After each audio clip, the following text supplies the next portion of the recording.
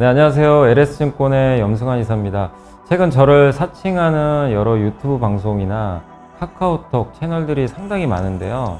저는 이제 LS증권과 함께하고 있는 이 연불리와 함께 채널에서 공식적으로 방송을 좀 하고 있고, 저를 사칭하거나 돈을 달라고 한다거나 리딩을 원하거나 이런 것들은 다 사기일 가능성이 높기 때문에 여러분들이 각별히 주의를 하셨으면 좋겠습니다. 우리의 등장은 쉽게 뜨거워지는 심장을 지키고 길 잃은 머릿속을 냉철하게 만들 것이다. 투자는 그렇게 차가워야 하니까. 성공 투자를 위한 리딩 솔루션 LS증권. 이곳의 사람들은 말한다. 쉽게 뜨거워지지 말라고. 빨간불일수록 더 차가워지라고. 차가운 고수들의 투자 플랫폼 투혼. 안녕하세요. 자, 오늘 2024년 8월 27일 시장 함께 읽기 시작을 하도록 하겠습니다. 요새 뭐 장이 너무 좀 답답한 감은 있습니다.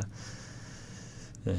자, 근데 오늘은 일단 이제 좀 설명드릴 건 저번에 제가 또 까먹고 있었는데 보호예수 확인하는 거 요거 잠깐 알려드릴게요. 기가비스 그때 물어보셔가지고 미국 증시 마감 상황하고 엔비디아 실적 발표 전망, 뭐 애플 아이폰 공개 일정, 또 이번 금리 인하가 과거와 다른 점. 요게 이제 하나의 그냥 미국 증시라 다 엮여 있다고 보시면 되겠고, 그 다음에 중국이 요즘에 한국 반도체 많이 사고 있고요. 또 KCC 이제 실리콘 품고 글로벌 소재 기업으로 요런 이제 신문 기사가 하나 있었고, 여기 원전이 없네요. 그 원자력 발전, 거기 제목을 저 지웠나 봅니다. K 원전에 대해서 미국의 웨스팅하우스가 자꾸 딴지 걸고 있어요. 왜 너네 우리 원천 기술 가져다 썼으면서 허락 안 받냐? 예, 웨스팅하우스의 목리 요런 기사도 있어서 한번 소개해드리고, 그 다음에 이제 통신주 AI 수요 어디까지 기대하면 될까? 반도체기고요. 조선업종도 아시아 투자자들 대상으로 마케팅을 했나봐요. NH에서. 그래서 좀 내용들이 좀 의미가 있어서 말씀드리고, 투자 전략 관련해서 메리츠증권의 보고서가 하나 있고, IM증권 리서치센터 보고서도 하나 있고요. 파트론, SK하이닉스, 그리고 2025년 메모리 투자 뭘 봐야 되냐, 여기까지 한번 설명을 드리겠습니다. 자, 먼저 이게 우리 전자공시 사이트 아시죠? 여기 들어가시면 이게 다트죠, 다트. 예, 이렇게 좀 떠 있는데, 여기서 항상 이제 저는 요거 좀 말씀을 드리고 싶은 게 공시서류 검색이라고 있잖아요. 공시서류 검색. 네. 요쪽으로 들어가시면 여기 요 위에다 공시 통합 검색이라고 있어요. 그래서 그걸 클릭하면 이렇게 뜨는데, 여기서 이제 찾고 싶은 게 뭐였죠? 기가비스니까. 자, 기가비스. 이렇게, 그러니까 뭐 신규 상장한 기업들은 다 이렇게 찾으시면 돼요. 기가비스를 이렇게 검색을 하면, 검색하고 그러니까 예를 들면 기가비스 이렇게 딱 엔터 치면 뭐 기가비스로 이제 검색이 될 겁니다. 회사명에 여기 들어가야 돼요. 여기 기가비스가. 자, 그 다음에 여기 상세 조건 열기 보이시죠? 상세 조건 열기. 근데 기가비스가 지금 상장한 지가 1년이 넘었어요. 그래서 기간을, 요게 검색 기간인데 1년 말고 3년으로 바꿔주세요. 요걸 좀 클릭을 해주세요. 3년으로. 혹시 좀 또 안 보이실까봐 좀 더 키워보겠습니다. 자, 그렇게 한 다음에 이쪽으로 조금만 더 가시면 상세 조건 열기 보이시죠? 요걸 누르시고 보고서 명에 뭐라고 쓰면 되냐면 투자 설명서라고 쓰시면 돼요. 투자 설명서. 이걸 찾는 거예요. 저 보고서를. 투자 설명서. 예. 그 다음에 마지막으로 뭘 하냐면 검색 버튼 누르셔야 돼요. 이거 반드시. 그러면 밑에 하나가 딱 뜨죠? 23년 5월 12일 날. 그러니까 지금 상장한 지 1년이 넘었는데, 그래서 이걸 누르세요. 그냥 누르시면 이제 이렇게 보고서가 뜰 겁니다. 그래서 화면을 좀 켜서 어디로 들어가시면 되냐면 이 왼쪽에 메뉴 있죠. 이 왼쪽에 이걸 누르면 없어지고, 요거 누르면 이렇게 생기는데, 투자 위험 요소로 들어가세요. 투자 위험 요소. 그러면 여기 위에 검색어 버튼 보이시죠? 현재 목차 전체. 현재 목차에서 여기 검색어 넣는 칸 보이시죠? 이쪽에 위에 보이시죠? 네, 거기다가 뭘 쓰면 되냐면 유통 물량만 쓰시면 돼요. 유통 물량. 그래서 엔터를 누르시거나 뭐 검색하시면 됩니다. 딱 하고 기다리시면 여기 유통 물량 출회에 따른 위험이라고 나와 있죠. 그러니까 공모 주식 포함해서 상장 직후 당사 발행 주식 총수 1260만 주 중에 23% 정도에 해당하는 290만 주가 이제 의무 예치 또는 계속 보유 의무가 없고 나머지 물량은 이제 보호에서 들어간다. 그러니까 요게 이제 유통 가능한 물량이다. 이런 걸 설명하는 거고요. 근데 여기서 이제 밑으로 내리세요. 마우스를 계속 내리세요. 이렇게 쭉쭉쭉 내려보시면 유통 가능 주식 수가 나옵니다. 여기 이쪽에. 그래서 제가 좀 더 잘 보여드릴게요. 이거 없애고. 그러면 공모 후 유통 가능 주식 수 등의 현황인데 여기 옆에 나와 있죠. 상장일로부터 2년 6개월 후부터 매도할 수가 있는 거예요. 이 물량은. 여기 보이시죠? 이쪽에. 네. 그러니까 얘는 지금 뭐죠? 작년 언제였죠? 요게 5월이니까 지금 상장한 지 아직 2년이 안 됐죠. 그러니까 1년 좀 넘었잖아요. 예. 그러니까 지금 상장일로부터 2년 6개월이니까 이거는 내년에 나올 물량이에요. 올해는 안 나와, 못 나와요.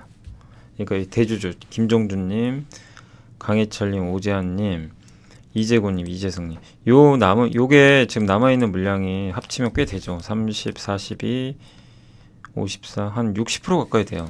요 물량이. 요 물량은 올해는 안 나와요. 이제 상장일로부터 2년 6개월 후에 나옵니다.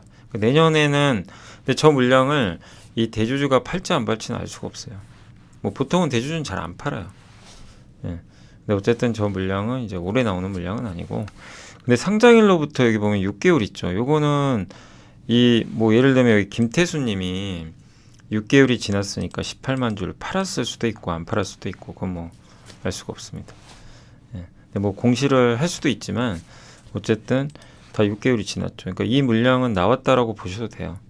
그러니까 더 이상 이제 보호해서 물량은 사실상 이제 나올 만한 건 요 맨 위에 있는, 예, 나머지는 뭐 다 이미, 예, 기간이 지났기 때문에 지금은 이제 나왔을 수도 있고 안 나올 수도 있지만 확인할 방법은 없고, 요 나머지 2년 6개월 요 물량은 이제 상장한 지 2년 6개월 후에 이제 풀리는 물량입니다. 그래서 보호해서 물량은 이렇게 확인하시면 돼요. 어떤 건지 아시겠죠? 그래서 기가베스는 지금은 보호해서 물량은 걱정할 단계가 아닙니다.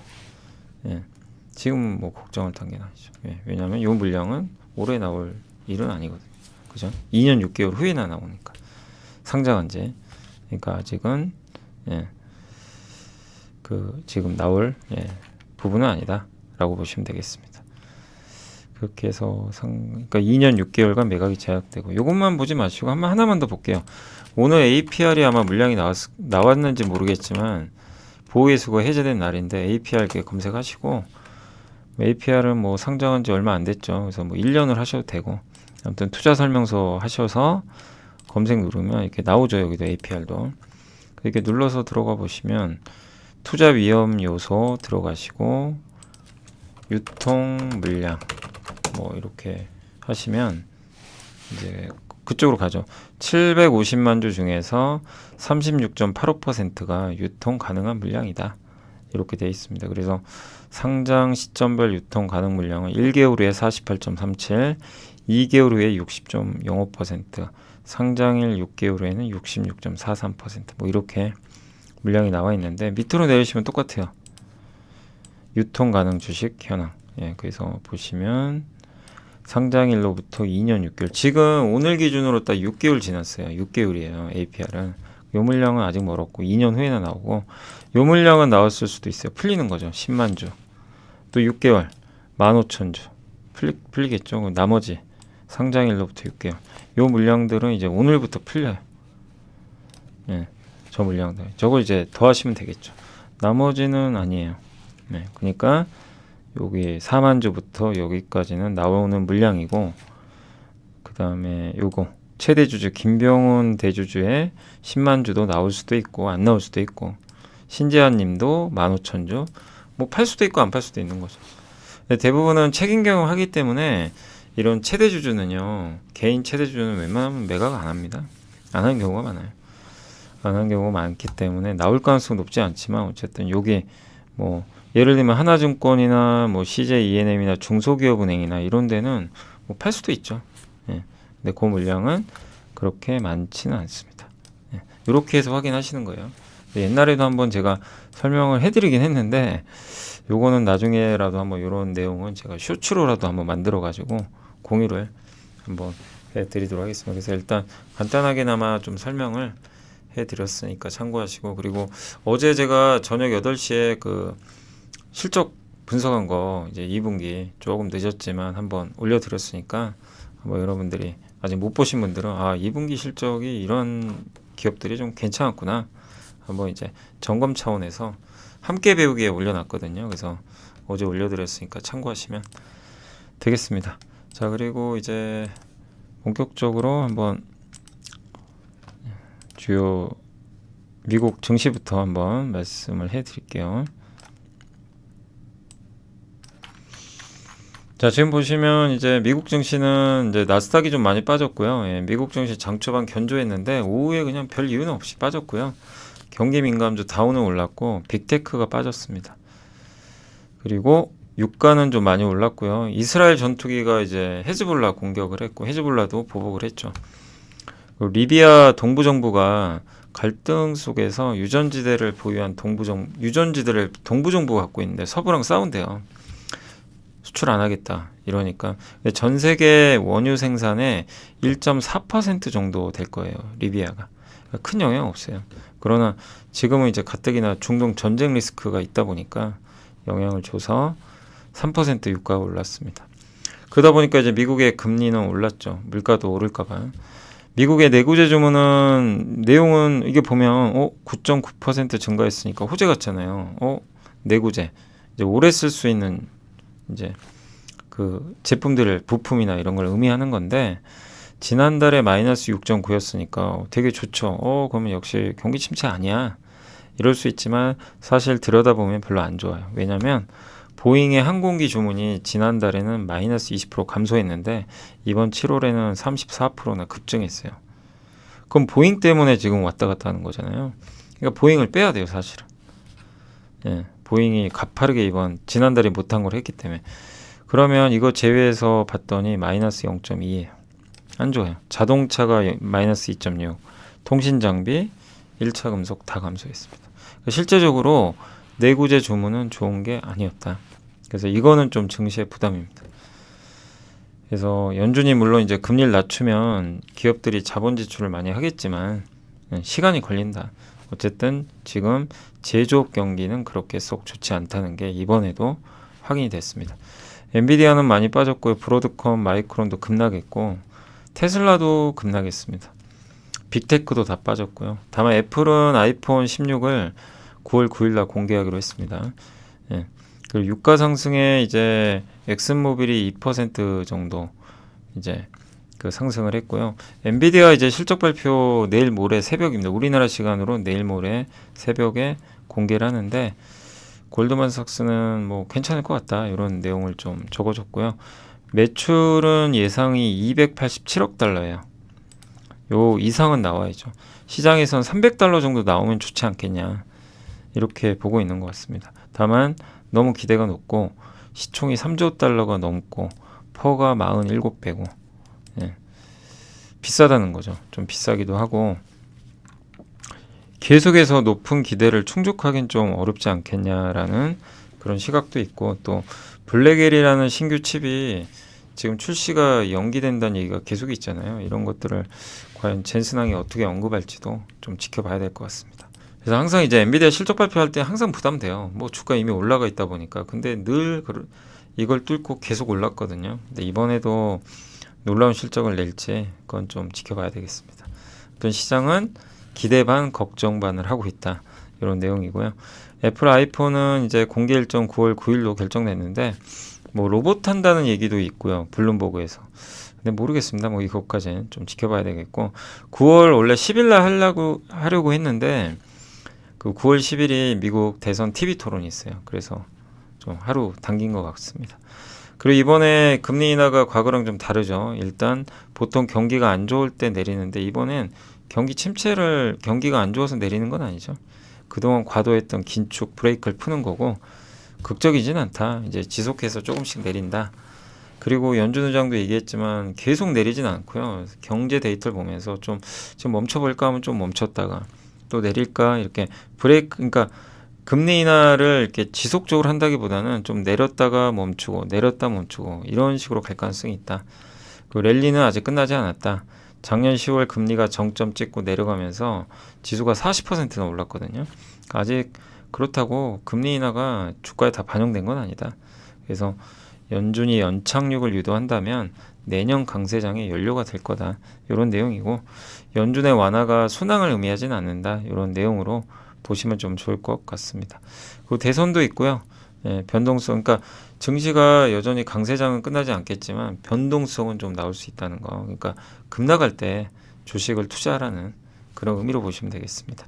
자, 그리고 이제 중국이 우리나라 반도체를 지금 많이 사재기를 하고 있대요. 그 이유는 명확합니다. 왜냐하면 AI를 해야 되는데 미국이 반도체 안 주잖아요. 그러니까 지금 이 메모리 반도체를 사재기하고 있다. 그래서 HBM까지 사들이고 있고, 삼성전자 중국 매출이 작년 상반기보다 2배나 늘었어요. 이건 하이닉스도 마찬가지입니다. 그러니까 이제 미리 비축하는 거예요. 혹시 미국이 제재할까봐. 그 전에 HBM 같은 거 사놓자. 이 얘기는 뭐냐면 중국은 반도체 어쨌든 포기할 수가 없고 반도체 굴기 계속해야 되고 자기네가 하기가 또 어렵기도 하고 AI를 해야 되기 때문에 계속 사재기를 할 가능성이 좀 높지 않나 이렇게 보고 있습니다. 근데 언제든지 또 규제를 할 수도 있거든요. 그래서 그걸 대비해서 반도체를 많이 확보해 나가고 있다. 그래서 이걸 보면서 느낄 수 있는 건 중국이 어쨌든 반도체 없으면 안 되는 지금 국가거든요. 그러니까 자급도 할 거고 투자도 계속 할 수 있다. 그러면 우리나라에서 중국의 반도체 장비 수출하는 기업들은 여전히 좀 괜찮을 가능성이 있는 거죠. 다만 미국이 언제 어느 시점에 규제를 할지는 잘 모르겠어요. 근데 할 가능성도 있지만 아직까지는 하지 않고 있기 때문에 한국에서 이제 하는 것까지는 그래서 계속 좀 물량을 확보해 나가고 있다라고 보시면 되겠습니다. 그리고 이제 K원전 우리나라가 이제 이번 주면 사실 원전 다 끝났는데 함께 배우기 원전도 그렇게 어렵지는 않으시죠? 예, 내용이 좀 좁아요. 좁은데 분명히 이제 원전 르네상스가 온 건 맞아요. 맞는데 최대 우리나라 걸림돌은 웨스팅하우스의 원천 기술이 여기에 있어요. 그러니까 우리가 미국 기술 가지고 한 거거든요. 가압 경수로라고 하죠. 이제 높은 압력을 가해서 이 증기를 유지시키는 거죠. 그래서 이제 그걸 가지고 터빈을 막 돌리는 건데 이 웨스팅하우스가 사실 망했어요. 파산해가지고. 왜냐하면 미국이 그동안 30년 동안 원전을 안 지어버린 거예요. 그러니 웨스팅하우스 미국에서인데 일거리가 없죠. 그러니까 망했어요. 사실 파산했는데 캐나다가 가져가 버렸어요. 여기 브룩필드가 캐나다 우라룡 업체랑 같이 해서 30년간 원전이 안 되니까. 근데 이번에도 사실 체코 수주전에 미국이 들어갔는데 떨어졌어요. 그러니까 이제 좀 화가 났는지는 제가 모르겠습니다. 근데 옛날에 아랍에미리트 우리가 원전 수주할 때도 웨스팅하우스가 그때는 동의를 해서 큰 문제가 없었어요. 그러니까 1978년도에 결성된 원자력 공급국 그룹, 이거 안보라고 생각하는 거죠. 그래서 우리나라가 원전 수출하면 미국의 동의를 받게 돼 있거든요. 근데 이제 2009년도에 문제 없는데 이제 와서 갑자기 목리를 부린다는 거죠. 예. 근데 미국 그래서 웨스팅하우스가 미국에 소송을 건 거예요. 그러니까 근데 에너지부는 한수원과 웨스팅하우스 사이의 문제고, 미국 법원은 또 뭐라고 했냐면 웨스팅하우스가 이거 소송 걸 자격 없다. 미국 정부가 걸어라. 이렇게 나오는데 또 미국 에너지부는 웨스팅하우스, 한수원 둘이 알아서 해결해라. 서로 이제 미루는 거예요. 왜 그러냐면 미국 정부 입장에서도 우리나라랑 또 척지기도 그렇잖아요. 기껏 그동안 또 허락을 해왔는데 이제 와서 갑자기 허락을 안 해주고, 그것도 되게 이상한 거죠. 근데 웨스팅하우스는 사실 어떻게 보면 또 캐나다 회사가 돼버렸고, 이 상황에서 자기네들은 자기네가 못 가져가니까 목리를 부리는 그런 상황인데, 결국 이렇게 되면 자꾸 목리 부리면 우리한테도 안 좋죠. 왜냐하면 그 예전에 협의한 게 있기 때문에. 그래서 이거를 이제 풀어줘야 되는데 어쨌든 이건 정부가 이제 풀어줘야 될 것 같아요. 근데 이게 그만큼 원전이 커진다는 얘기예요. 시장이. 그러니까 이제 웨스팅하우스는 뭔가 자기네 원천 기술 가지고 한국이 돈 버는 게 배 아플 수도 있는 거죠. 참 모양 빠지죠. 예. 근데 어쨌든 체코는 지금 급한 상황이고 우리의 손을 잡았고, 우리는 근데 웨스팅하우스의 동의는 받긴 받아야 되고, 참 어려운데, 다만 이 미국이나 우리나라 정부 입장에서 이제 원전 공동 수출도 예전에 하기로 했기 때문에 풀어줄 거예요. 네, 네, 풀지만 정부가 어쨌든 좀 빨리 적극적으로 나서서 이 문제를 빠른 시간 안에 해결을 해야죠. 예. 그래서 잘 해결되길 좀 바라고, 다만 이런 내용도 있다는 건 염두에 두시면 좋겠습니다. 우리가 원천 기술을 안 갖고 있다 보니까 그게 좀 약간 아쉬운 상황은 맞죠. 자, 그리고 KCC가 이제 이거는 그냥 KCC에 대한 이제 그 약간의 그 하나의 기획 기사라고 좀 보시면 되겠고, 최근에 이제 어제도 제가 실적 발표 기업들 한번 올려드렸는데 거기도 KCC가 아마 들어가 있었죠. 근데 일단 이 그냥 스토리만 좀 이해하시면 돼요. 근데 이런 기사들도 읽어보시면 되게 도움이 많이 되실 거예요. 이게 좋냐 나쁘냐가 아니라, 아, KCC가 이렇게 지금 사업을 하고 있구나. 원래 KCC는 페인트 회사인 거 아시죠? 페인트, 요거 하는 회사, 건자재 회사인데 2019년도에 세계 3대 실리콘 업체 모멘티브를 인수했어요. 근데 몸값이 엄청 비쌌어요. 3.55조 원. 그래서 이제 실리콘 부분이 차지하는 매출이 50%를 넘었는데, 원래 모멘티브를 뉴욕 증시에 상장하려고 그랬어요. 저건 사실 좀 KCC한테 좀 부담이죠. 주가에는. 예. 근데 어쨌든 계획을 철회했어요. 예. 당시 왜냐하면 실리콘 부분 실적이 별로 안 좋았거든요. 그래서 아예 이렇게 된 김에 그 KCC가 지분을 다 인수해버렸어요. 자녀 지분. 상장 계획 철회하고 사모펀드랑 같이 인수했거든요. 그래서 다 사간 거죠. 그래서 이제 상장할 이유가 없어졌고, 이제 모멘티브가 원전이 KCC랑 한 몸이 된 거죠. 주주가치 측면에서 오히려 좋아졌어요. 예. 이게 분리돼서 나가는 게 아니다 보니까. 그 그래서 근데 이제 관건은 그러면 실리콘 사업이 돈이 돼야 되잖아요. 근데 다행히 1분기에 흑자 전환했고 2분기에 흑자폭 확대되고, 내년에 그 보고서를 보면 되게 내년은 좋을 걸로 보고 있습니다. 그래서 이런 좀 스토리가 있었다는 거. 결국 실리콘이 이제 얼마만큼 좋아질지, 글로벌 경기가 좋아야 실리콘도 좋아지잖아요.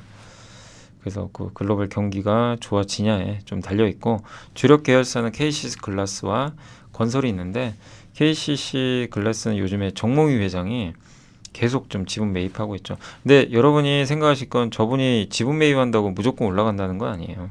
예, 지분을 좀 안정적으로 확보하려는 목적도 있는 것 같아요. 그럼 어쨌든 이제 대주주가 매입하는 건 좋은 거죠. 예, 그리고 판유리 시장, 코팅 유리, 국내 대표적으로 이런 유리 시장 점유율이 되게 높은 편이고, 인도네시아에 유리 공장 건설하고 있는데 10월에 완공됩니다. 그럼 이제 원가가 떨어지겠죠. KCC 건설은 아파트 브랜드 스위첸을 보유하고 있고, 이제 요즘에 이제 주택 경기 좋아지니까 좀 그런 부분에서 약간은 또 나아지지 않을까, 이렇게 생각은 하고 있습니다. 또 이 기사를 보시고 KCC가 이런 기업이구나 한번 정리하시면 또 좋을 것 같습니다. 자, 그리고 이제 보고서에 보면서 또 설명을 해드릴게요. 필요할 때는, 저는 이제 꼭 필요해서가 아니라 통신주도 관심을 좀 갖고 있는 이유가 밸류업 때문에 그래요. 밸류업 기대주죠. 왜냐면 배당 많이 주니까.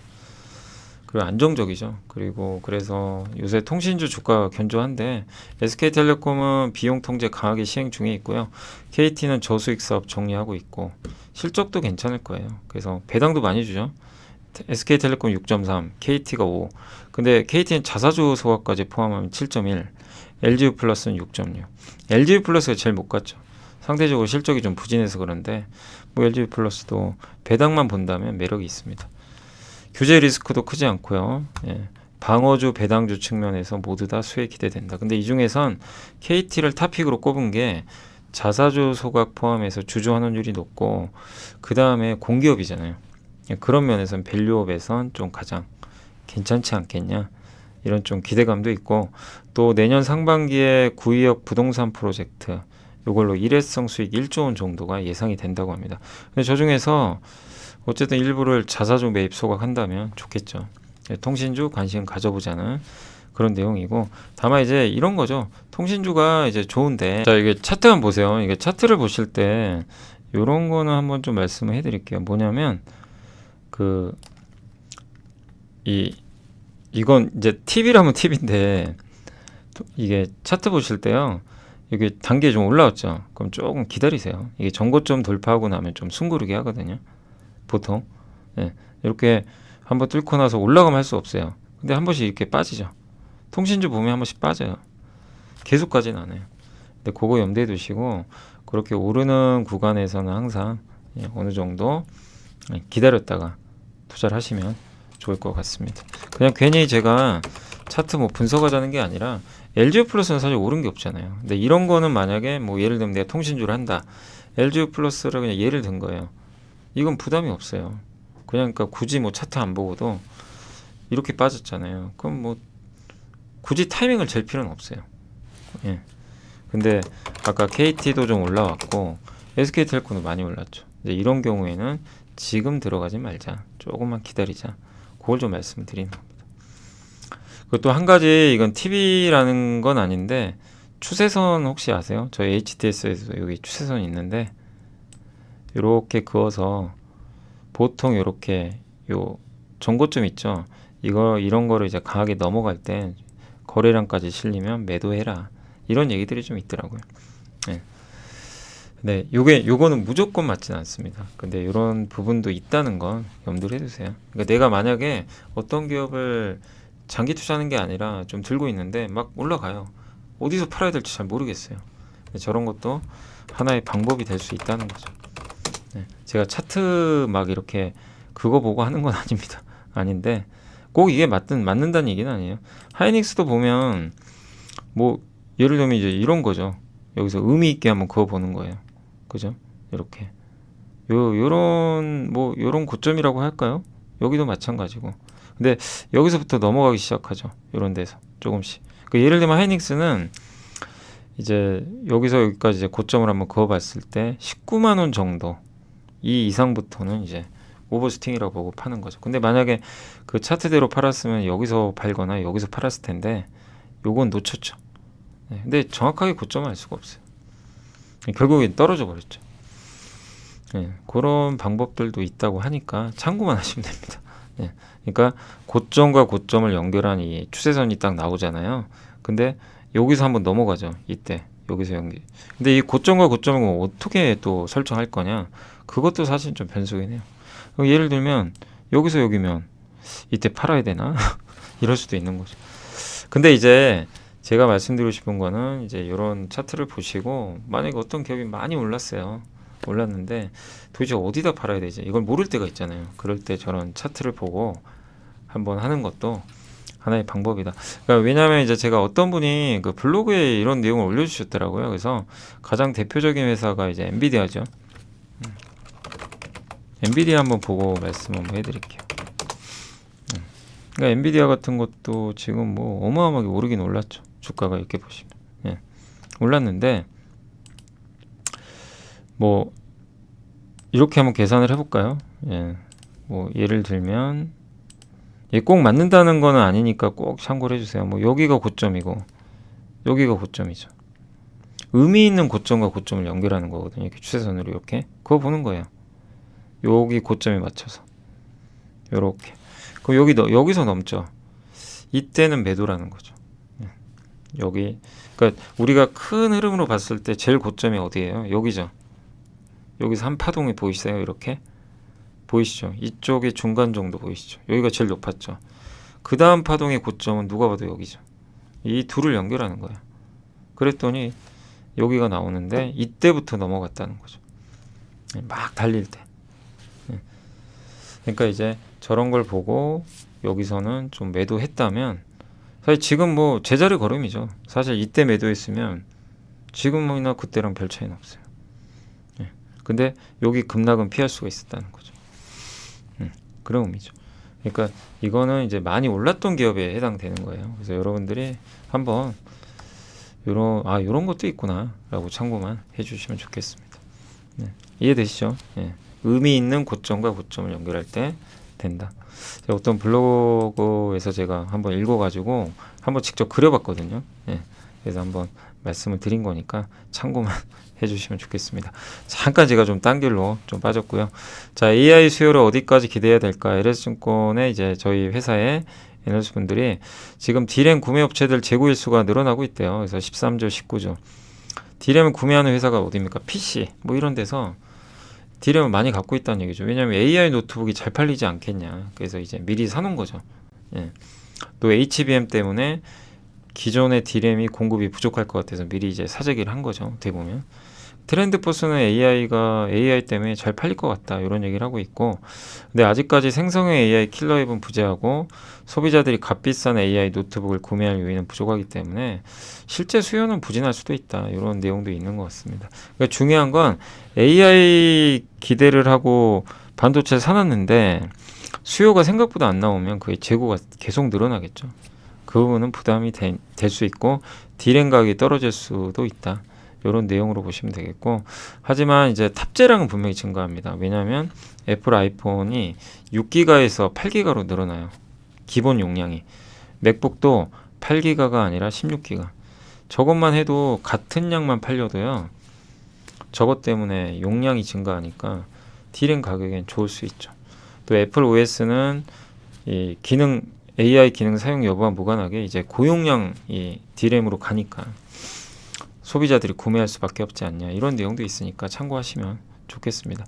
결국 AI 때문에 얼마나 팔릴지 모르지만 그게 많이 안 팔린다고 해도 비슷하면 팔려도 저 탑재량이 증가하는 효과는 긍정적이다 라고 보시면 되겠습니다. 근데 어쨌든 이제 얼마 안 남았어요. 9월에 발표하고 애플 아이폰 AI 아이폰이 나오는데 그게 얼마나 히트를 칠지 그거는 한 달 정도 지나봐야 우리가 결과를 알 수 있을 것 같습니다. 자, 조선주는 제가 뭐 몇 주 전에 한번 보고서를 보여드렸죠. 굉장히 좀 의미 있는 보고서입니다. 해운에 대한 보고서인데 과연 내년도에도 조선주가 좋을까? 저렇게 발주가 많이 늘어나는데 점점 전망은 발주가 좀 줄지 않겠냐. 그동안 발주를 많이 했으니까 해운사들이. 그러면 조선주한테 좋을 건 없거든요. 네. 그런 거에 대한 이제 고민을 해봤던 건데 여기도 그런 게 나와요. 뭐냐면 실적 좋다. 아시아 지역 투자들이 조선업에 대해서 다 좋게 얘기를 해요. 네. 26년까지도 실적 좋을 것 같고 수주도 양호하고, 다만 내년 수주는 모르겠다. 이게 이제 헷갈린다. 내년에 만약에 신규 수주가 부진하면 피크아웃이 되는 거죠. 신조선가가 떨어지고, 그리고 지금 최근에 컨테이너선 발주가 되게 세요. 근데 이거는 연속성이 없는 걸로 보고 있어요. 왜냐하면 홍해 사건 때문에 배가 위에서 돌아가니까 그것 때문에 된 거고, 컨테이너선은 그동안 배가 발주가 정말 많았거든요. 그 상황에서 계속 내년까지 발주가 늘어난다. 이거는 좀 믿지 않는 분위기고, 그래서 핵심은 내년에 LNG선이에요. LNG선 발주가 계속 돼야 돼요. 이건 분명합니다. 근데 이게 만약에 발주가 내년에 잘 안 되면 이제 꺾일 수도 있다는 거죠. 그래서 두 가지 변수예요. 여기서는 이제 이거죠. 미국 정부가 만약에 지금 LNG 지금 프로젝트가 중단돼 있죠. 신규 프로젝트가. 왜냐면 바이든 대통령이 대선까지 못하게 막아버렸어요. 대선 끝나고 하자. 근데 어쨌든 트럼프가 되는 게 좋아요. 조선주한테는요, 트럼프가 훨씬 좋습니다. 왜냐하면 이런 프로젝트에 되게 적극적이에요. 바이든 행정부는 이제 약간 좀 속도 조절을 하니까. 그래서 둘 다 방향은 똑같지만 속도 면에서는 트럼프가 더 유리하긴 해요. 이제 뭐 해리스가 될진 모르지만 어쨌든 이제 그런 부분이 있기 때문에 미국이 핵심입니다. 미국이 내년에 이런 LNG 천연가스 프로젝트를 지금 계획한 걸 그대로 할지 또 중단을 할지 바꿀지 그걸 좀 지켜봐야 됩니다. 그래서 일단 신규 수주 LNG선에 대한 부분도 좀 더 확인을 해봐야 되겠죠. 네. 그리고 특수선이나 군함 같은 경우는 뭐 충분히 기회가 많다. 뭐 울산급 구축함, 해양 플랜트, 특히 삼성중공업이 해양 플랜트는 절대 강조잖아요. 이런 쪽은 여전히 기회가 충분한 것 같다. 그래서 투자자 전반에 걸쳐서 뭐 근데 중장기 조선업종 수익성은 그동안 조선업종이 약간 이제 그 실적이 장기가 안 좋다 보니까 물론 이제 지금 좋아지고 있지만 또 언제 무슨 일 발생할지 모르니까 그런 부분은 또 보수적으로 투자자들이 생각을 하고 있는 것 같습니다. 그렇지만 오히려 이런 이유들 때문에 내년에 예상을 상회하는 실적이 나오면 더 좋은 주가가 나올 수도 있어요. 왜냐 아직도 좀 의심하는 부분도 있으니까. 그래서 내년에 수익성이 제일 좋을 회사는 현대미포조선, HD 현대미포. 왜냐하면 MR 탱커선, 중형 LPG선 이게 주력인데 여기가 성과가 지금 제일 많이 올랐거든요. 그 실적 턴어라운드가 제일 늦었는데 이제 시작이 됐죠. 현대미포가 실적 면에선 가장 모멘텀이 클 거라고 보고 있는 것 같고요. 그리고 아까 LNG 관련해서 이제 또 한 가지 변수가 중국이 LNG선 대규모 수주를 받아서 내년에 이제 건조한 다음에 선주들한테 이제 주거든요. 그게 운항을 굉장히 잘하게 되면 중국이 이제 본격적으로 LNG선을 뛰어들 거예요. 우리랑 이제 경쟁을 해야 돼요.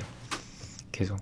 그래서 그 부분은 좀 부담이 될 수 있는 거죠. 왜냐하면 중국은 그동안 LNG선을 제대로 만든 적이 없어요.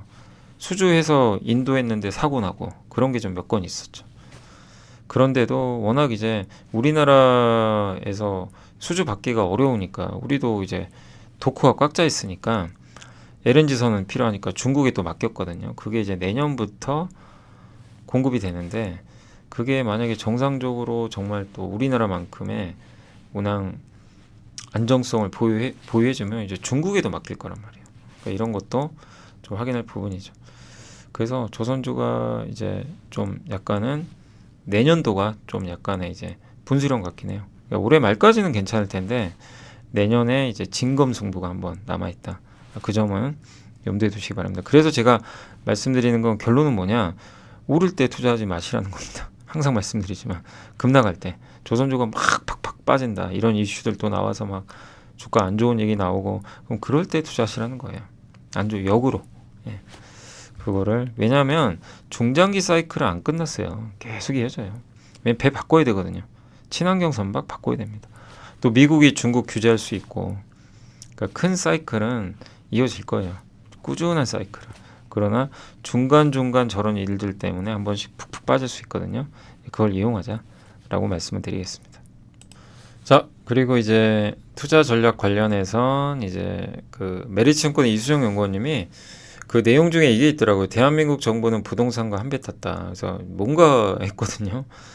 근데 어쨌든 이제 좀 읽어드리면 엔캐리 트레이드는 뭐죠? 엔화를 빌려서 어떤 자산을 사는 거죠. 고수익 자산을. 그게 옛날에는 신흥국이었는데 이번에 엔캐리는 일본 주식을 산 거 아니냐 이렇게 생각하고 있는 게 버핏이 예전에 사무라이 본드 그러니까 일본에서 외국 정부나 기업이 발행하는 엔화 표시로 된 채권인데 이걸 실제로 발행을 해서 워런 버핏이 일본의 상사 주식을 샀잖아요.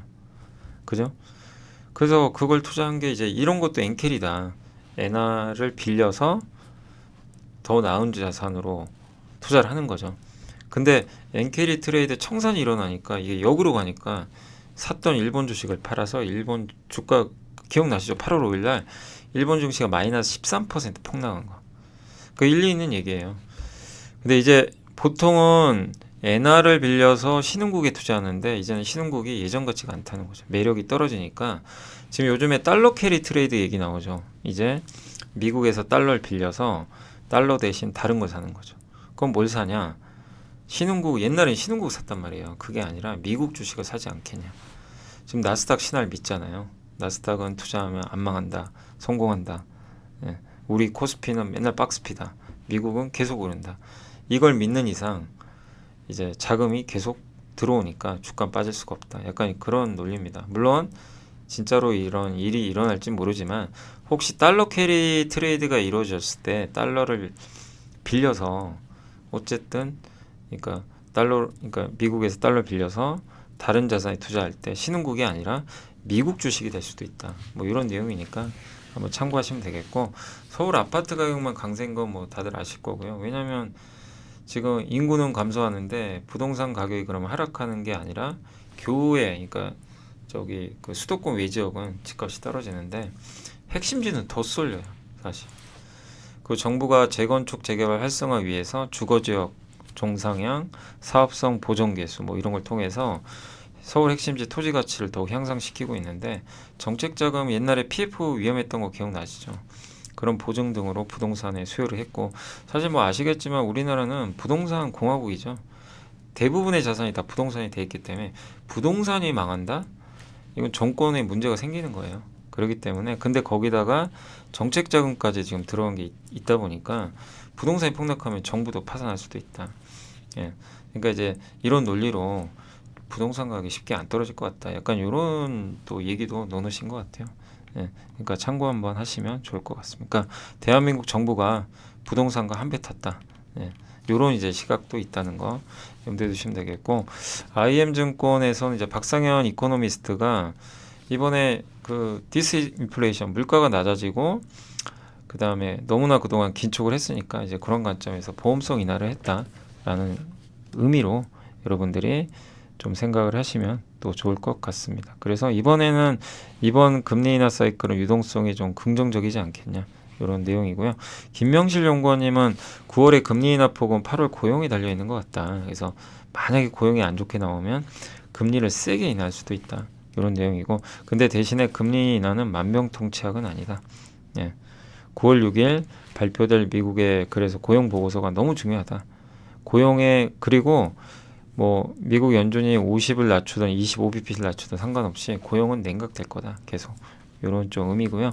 이웅찬 시황 담당하시는 분은 증시가 하강하는 와중에도 유동성만으로도 끌어올릴 수 있을지, 그러니까 19년도처럼 경기가 하강하는 와중에도 유동성만으로도 증시가 올라간 적이 있고요. 2007년부터 7년도처럼 경제가 급격히 나빠질 수도 있는데 그건 좀 지켜봐야 된다. 그래서 문제는 빠른 금리 인하는 어디에선가 문제가 발생하기 전에, 그러니까 빠르게 금리를 낮추려면 뭔가 터져야 된다는 얘기예요, 위기가.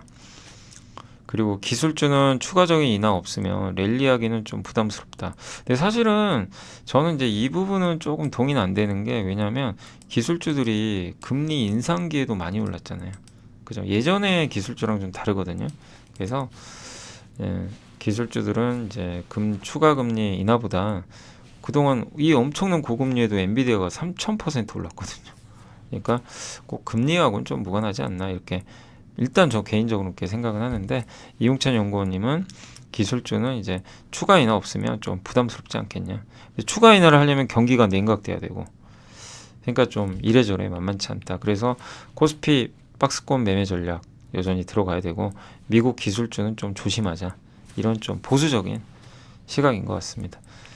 그리고 신희철 연구원은 퀀트는 이제 실제 금리 인하가 단행돼도 유동성 랠리가 시작돼도 기존 주도주보다는 좀 소외됐던 거 보자, 이런 내용인 것 같아요. 그래서 헬스케어를 가장 꼽아주셨고, 그리고 건설주, 부동산 가격이 오르니까 이런 부분을 좀 긍정적으로 보니까, 이런 이제 시황 관련돼서 얘기를 했으니까요. 어쨌든 근데 저도 이 부분은 좀 동의하는 게, 기술주를 하지 말자가 아니라 좀 분산할 필요는 있고요. 당연히 저는 헬스케어가 지금 이미 8월부터 주도주가 됐죠. 이 구도가 쉽게 꺾이지는 좀 않을 걸로 좀 보고는 있습니다. 알테오젠이 아까 보니까 오늘 에코프롬 제끼고 시총 1위로 등극했더라고요, 코스닥에서. 그래서 제가 아직 종가는 확인 안 해봤는데 어쨌든 이제 확실히 지금 바이오가 주도주가 된 거죠.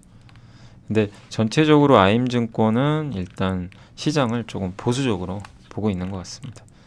파트로는 이제 우리가 실적 분석도 한번 해봤지만 상반기에 실적 되게 좋았죠. 참 주가 안 가요. 전장 카메라 매출 급증, 그 다음에 LED, 자동차에 들어간 LED, 전기차 판매 둔화 영향에도 어쨌든 성장하고 있고, 센서 부분도 괜찮고, 전장 부품 사업을 굉장히 늘리고 있거든요. 그래서 매출 비중도 올라가고 있습니다. 비중이 22%까지 올라왔고 5년간 연평균 52% 성장하는 걸로 전망을 하고 있어요. 전자담배도 괜찮아요. PBR 0.9배, 퍼 9배, 시가 배당률 4%. 그러니까 여러모로 결론은 뭐냐, 성장이 매력이 높은 회사는 아닙니다. 왜냐하면 본업인 스마트폰이 좋은 편은 아니니까. 그러나 어쨌든 실적도 좋았고 전장사업, 전자담배 사업으로 확장 잘하고 있고 주가 싸고, 그러니까 저는 이제 파트로는 개인적으로 하방이 되게 단단해 보인다, 이런 관점으로 말씀드리고 싶고, 그냥 SK하이닉스는 BNK 투자증권의 이제 이민희 연구원님이 목표 주가를 낮췄어요. 그래서 좀 놀랬죠. 근데 읽어보면 내용은 나쁘진 않아요. 제가 읽어봤거든요. 근데 굳이 왜 낮추셨지, 이런 생각이 듭니다. 왜냐하면 GPU 2개랑 HBM 192GB 탑재되는 B100 블랙엘과 이 블랙엘이 이제 나올 건데 너무 전력 소비가 많다 이거예요. 그래서 아마 출시가 취소되고 B200A라는 개량형 제품으로 변경되지 않겠냐. 이거는 확인해 봐야 돼요. 내일 모레 엔비디아 실적 발표에서 얘기를 해줄 겁니다. 근데 일단 변경될 걸로 전망을 하고 있는 것 같아요. 그러면 HBM 수요량이 주니까 좀 안 좋을 수도 있다, 이렇게 좀 이런 내용들이 있다는 건데 그래도 하이닉스 매출 영향은 크지 않다. 왜냐하면 8단이 아니라 여기에 12단이 들어가거든요. 12단짜리. 제품 가격이 높으니까 프리미엄이 있고 내년에도 AI 서버에 들어가는 HBM과 고용량 DRAM 시장은 성장이 지속될 것 같다. 이런 좀 내용이 좀 있는 것 같습니다. 그래서 어쨌든 서버 시장 여전히 되고 또 경쟁사 뭐 삼성이나 마이크론 얘기를 하는 거겠죠. 블랙엘에 아마 쉽게 공급은 안 될 거다. 인증을 받아도 하이닉스가 워낙 독점이니까 지배력은 커진다. 그러니까 삼성이 들어온다고 해도 하이닉스의 견고한 지위는 유지될 것 같다. 이런 내용인 것 같습니다. 그래서 메모리 수요 둔화 우려도 좀 있고 그래서 단기적으로 모멘텀은 좀 소진됐어요. 재료가 없어요 최근에. 그러나 내년 HBM 고용량 서버 매출 비중 늘고 선진국 금리 인하하고 이러면서 연착륙 기대 커지면 주가 반등한다. 목표 주가 낮췄는데 나쁜 내용은 아니에요. 하이닉스 여전히 견제하다. 다만 모멘텀이 부족하고 하니까 일단 목표 주가 낮추고 쉬어간다는 얘기예요. 하이닉스 당분간 한두 달 조정 좀 쉴 것 같다. 그리고 다시 한번 금리 인하하고 연착륙 기대 커지고 이러면서 올라가지 않겠냐. 그럼 결론은 뭐죠?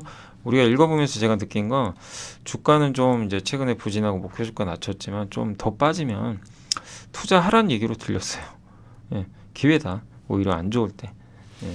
그거에 대한 판단은 여러분이 하시면 되겠지만 요거를 그대로 뭐 목표 주가 낮췄으니까 뭐 보수적이다. 이렇게까지 볼 만한 내용은 아닌 걸로 저는 생각을 했습니다. 자, 마지막으로 이제 메모리 투자 뭘 봐야 되냐 이런 내용인데 이게 좀 내용이 긴데 좀 최대한 빨리 얘기를 해볼게요. DRAM의 신규 투자 출발점은 HBM이고 HBM은 많이 만들면 용량이 차지하는 공간이 커지니까 웨이퍼를 많이 잠식해서 기존의 반도체를 적게 만들 수밖에. 이거 다 아시죠? 많이 얘기 들었고 앞으로 HBM은 점점 더 늘어납니다. 그리고 HBM 투자는 정말 더 많이 늘어나겠죠. 그래서 삼성 하이닉스도 계속 투자하고 그 부족한 걸 메꾸려고 DRAM 신규 투자 늘어날 거고 이 얘기죠. 우리 많이 이제 보고서 뵀던 내용들이 이제 공통적으로 다 이제 들어가 있고요. 그 반도체 산업에서 제일 중요한 게 공정 기술 난이도가 올라가요. 그러면 공급이 수율이 낮아지니까 공급이 크게 증가하기 어렵다는 거죠. 그리고 DRAM 이제 옛날에 혹시 기억하실지 모르지만 이거 기억나세요? DRAM이 있으면 DRAM 이쪽에 커패시터라고 전하를 저장하는 장치가 있죠. 근데 종횡비가 뭐냐면 요건 요렇게 된 63 빌딩 있다고 생각해 보세요. 요런 지금 63 빌딩은 어떻게 돼 있냐면 예를 들면 종횡비가 올라간다는 거냐 63 빌딩 이렇게 올라가는데 엄청 얇은 63 빌딩 이거를 만드는 게 지금 DRAM의 기술이에요. 어떻게 돼요? 얇아지고 높아지죠. 흔들리죠. 쓰러져요. 잘못하면. 바람 좀만 불면. 저걸 만들어내야 돼요. 저걸 하기 위한 장비가 필요하다는 겁니다. 그래서 중요한 건 뭐냐면 얇아지고 높아지고 그리고 깎아야 돼요. 정교하게 깎고 들어가야 돼요. 안에다가 깎아야 뭐를 하죠? 데이터를 저장할 수가 있거든요. 어제 그 극저온 식각 공정 한번 설명드렸죠. 그런 내용이죠. 그게 종횡비입니다. 종횡비가 점점 저렇게 되면 기형적이죠. 저런 건물 만들면 어떻게 돼? 바람 좀만 부면 쓰러지죠. 근데 저걸 하고 있는 거예요. 저렇게 가고 있어요. 지금 방향이. 그렇게 해야 칩의 집적도를 높이고 전력 소모도 적게 하고. 근데 문제는 그렇게 하기가 너무 어렵다는 거죠. 그래서 저걸 하기 위해서 ALD 장비, 원자층 증착 장비, 뭐라 그랬죠? 하이K 같은 이런 소재를 한 땀 한 땀 올리는 거죠. 천천히. 저게 ALD 장비죠.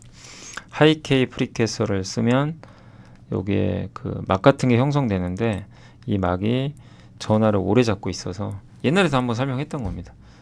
저 하이K 소재를 쓸수록 성능이 올라가요.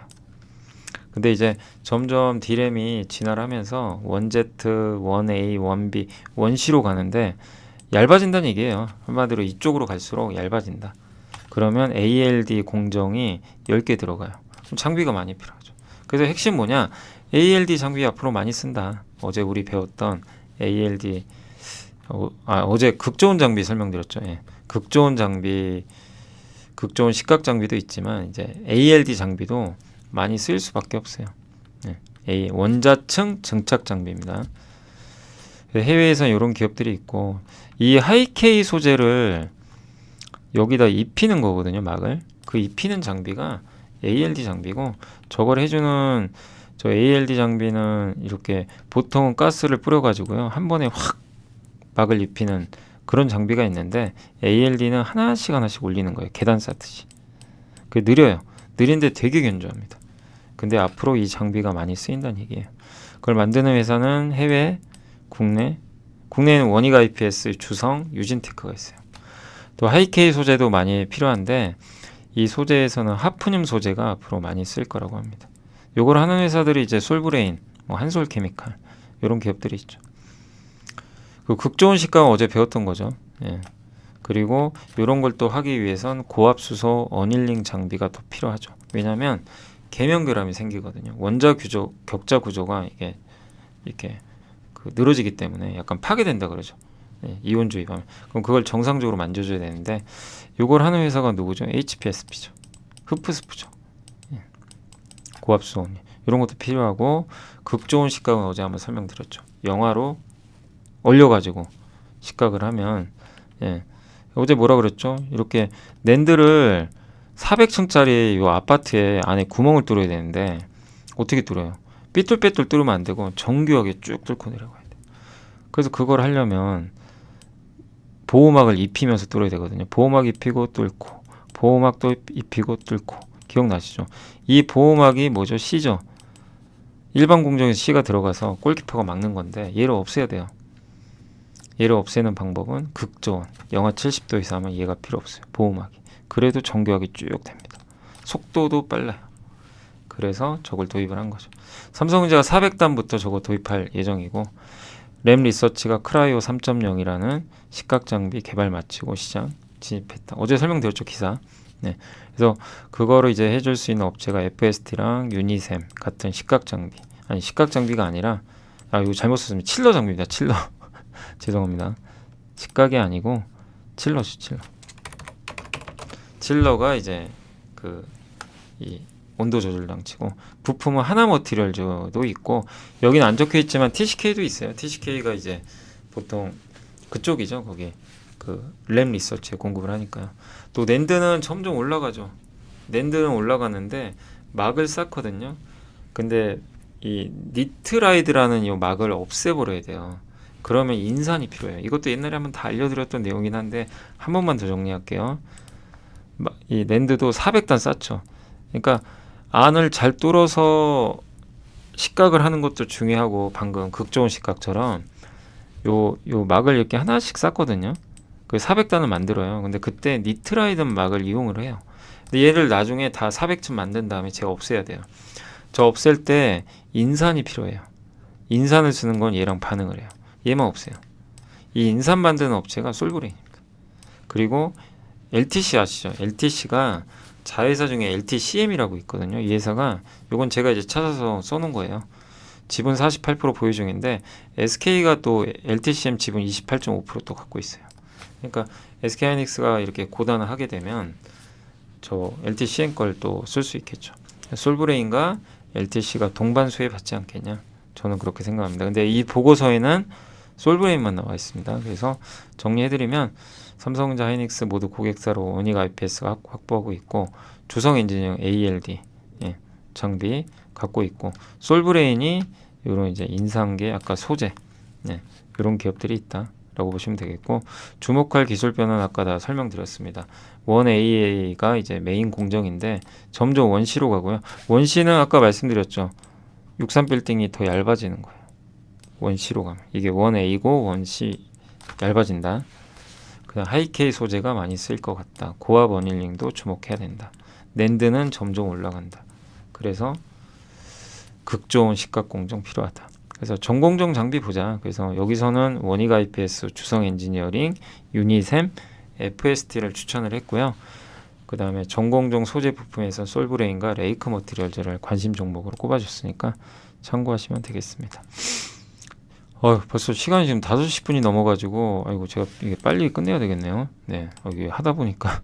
어제 공시는 페노션이 장기 화물 운송 계약 S-OIL과 맺었고, 하나 엔진이 엔진 공급이 있었고요. 테스가 하이닉스의 공급 계약을 맺었습니다. 그리고 OCI가 포스코 퓨처엠으로부터 피에노 케미칼이라는 그 합작해서 만든 거 있거든요. 이거 지분 다 인수한다고 합니다. 예, 적자가 좀 심해서 포스코 퓨처엠은 이제 사업을 정리하는 것 같고 OCI가 그냥 다 가져가는 것 같아요. 근데 반도체형 고순도 과산화수소 생산하니까 반도체 업황 좀 좋아지잖아요. 그래서 나중에는 오히려 플러스 효과가 생길 수도 있어요. 예, 그래서 작년 실적은 안 좋았지만 어쨌든 OCI가 이 회사를 다 인수한다라고 보시면 되겠고, 그 다음에 저스템이라는 회사 아시죠? 이게 이제 반도체 웨이퍼 이송 보관하는 이런 엔투 퍼지 시스템 갖고 있는데, 이거 이송할 때 불순물 제거하는 그 질소를 넣는 거예요. 예, 그래서 질소가 이제 들어가서 불순물 같은 거 제거해주면 웨이퍼가 깨끗해지겠죠. 예, 그런 걸 이제 하는 회사고, 그거를 10억 원 정도 여기 이명진 대표가 주가 좀 안 좋잖아요. 그래서 10억 원 정도 매수했고, 아직까지는 좀 적자니까 그 부분은 좀 아쉽다라고 말씀을 드리겠습니다. 자, 이제 마지막으로 이제 시장 좀 빨리 한번 설명해 드릴게요. 오늘도 이제 외국인들은 좀 주식을 좀 팔면서 오늘도 4천억이나 팔아버렸고요. 좀 아쉽고, 오늘 섹터로는 보안주가 좀 좋았고요. 보안주나 뭐 정유회사, 오늘 SK 이노베이션 합병을 승인 받았습니다. 주총에서 ENS랑 합병하기로 했고, 편의점 회사들도 오늘 GS 리테일이 이제 최근에 분할 이슈가 있었죠. 그래서 급등을 했고, 교육주 좀 괜찮았고, 여행주도 오랜만에 반등했고, 영화 관련주도 좀 오랜만에 올렸고요. 원전주도 오늘은 좀 한전 KPS가 반등을 했습니다. 다만 오늘 어쨌든 증시는 좀 하락을 했고, 부진했던 기업은 이제 모더나 같은 백신주들, 코로나 수혜주더라고요. 인터넷 관련주는 최근 강세 후에 다시 좀 빠졌고, 밸류업 관련주, 은행, 증권 다 하락을 했습니다. 보톡스도 최근에 좋았는데 오늘은 조금 쉬어갔고, 반도체는 요새 계속 좀 부진한 것 같아요. 좀 아쉽지만 계속 부진하고 있고, 2차 전지도 오늘 일부 좀 하락세가 나왔던 것 같습니다. 자동차도 좀 부진했고요. 의료기기도 약간은 좀 부진했습니다. 크게 빠진 건 아닌데 좀 뭔가 답답했던 하루였고, 하락 종목이 좀 많죠. 근데 밸류업이 오늘은 좀 많이 빠졌고요. 삼성 하이닉스는 여전히 좀 부진하고, 삼바가 삼성바이오 같은 이제 바이오는 오늘 그래도 나름대로 선전을 했던 것 같습니다. 한전도 좀 좋았고요. 공기업이 요즘에 좋고요. 예. 그리고 오늘 LG노텍이 3% 정도, 애플 기대감이 좀 있는 것 같습니다. 제일제당도 좋았고, 다만 이제 오늘 코스닥에서는 에코프로비엠이 마이너스 2% 정도 하락을 했고요. 오늘 잠깐만요. 시가총액 어떻게 됐죠? 에코프로비엠이 시총이 16.6조고, 알테오젠이 아이고 이게 왜 또 이러죠?